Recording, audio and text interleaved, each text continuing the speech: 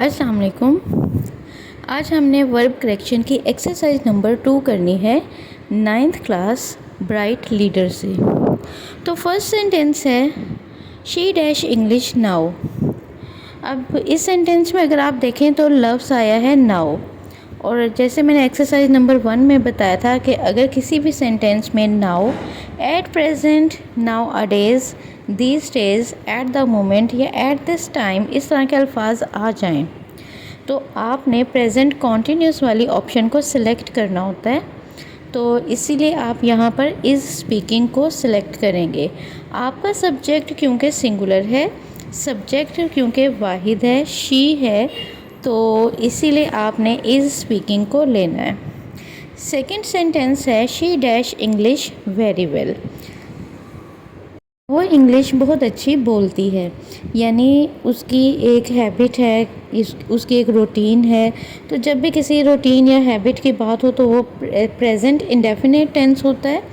तो इसीलिए यहाँ पर हम स्पीक्स लेंगे। हम स्पीक क्यों नहीं लेंगे? क्योंकि हमारा सब्जेक्ट जो है वो सिंगुलर है, किसी एक शख्स की ही हम बात कर रहे हैं। तो जब भी कोई सब्जेक्ट सिंगुलर होता है और प्रेजेंट इंडेफिनिट टेंस हो तो हम उसमें एस और ईएस वाली ऑप्शन को सिलेक्ट करते हैं। थर्ड है the baby dash for milk now.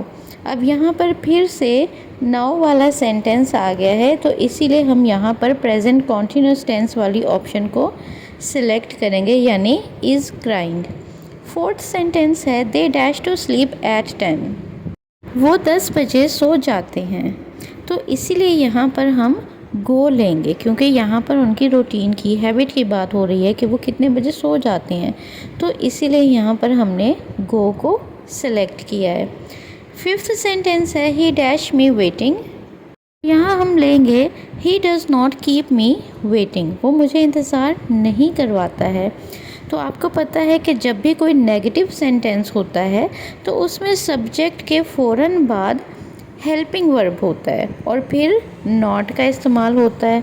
तो इसीलिए हम यहाँ पर he does not keep me waiting ये वाली ऑप्शन लेंगे। नॉट कीप वाली ऑप्शन ठीक नहीं है। नेक्स्ट सेंटेंस है I have already dash 3 cups of coffee. तो यहाँ पर टेकन आएगा।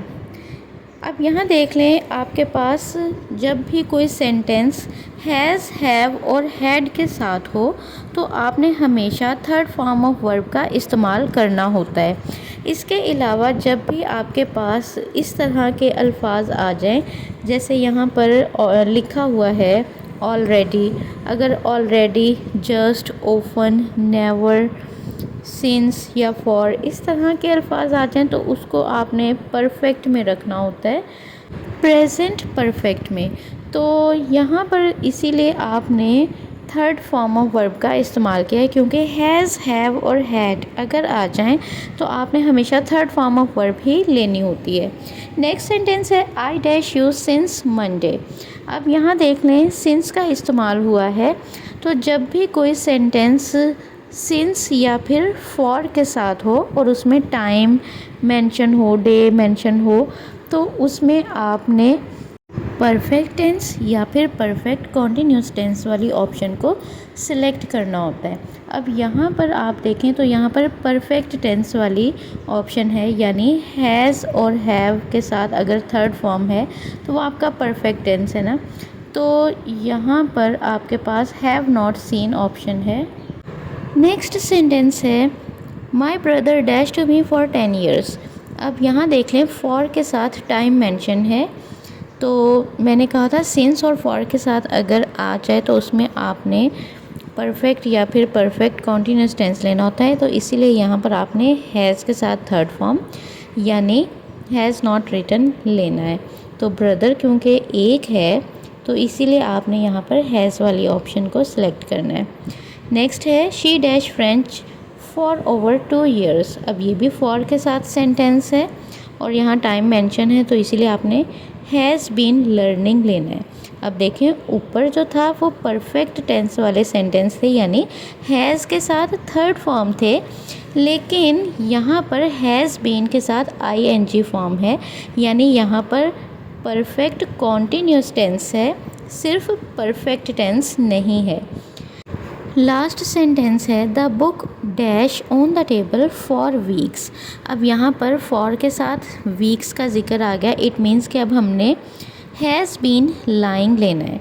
आपको पता है कि अगर हैज़ बीन हैव बीन के साथ ing फॉर्म आ जाए तो वो परफेक्ट कॉन्टीन्यूस टेंस होता है, तो इसलिए यहाँ पर हमने हैज़ बीन लाइंग को सिलेक्ट करना है।